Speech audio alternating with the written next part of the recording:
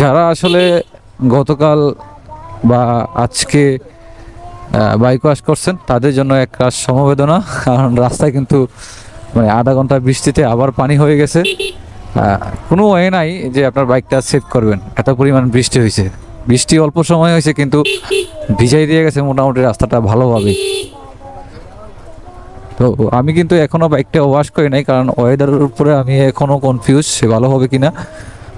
এই যে বলতে না বলতেই আমি অবশ্য বের হয়েছিলাম যে বাইকের একটু টুকটাক কাজ আছে, কাজটা শেষ করে বাইকটা একটা ওয়াশ দিব।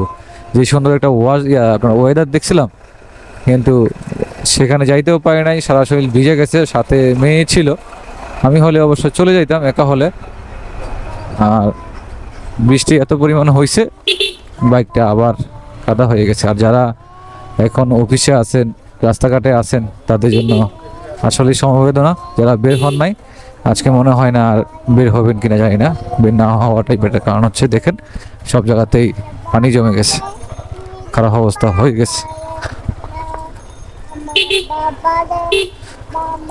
মাত্র 10 থেকে 15 মিনিট হবে বৃষ্টির সময়টা। দেখেন পুরো এমনভাবে ভিজাই দিয়ে গেছে, মানে হাঁটারও কোনো স্কোপ নাই। যাই হোক, সেটা বড় কথা নয়, বড় কথা হচ্ছে যারা বাইক ওয়াশ করছেন তাদের জন্য সমবেদনা। আল্লাহ হাফেজ।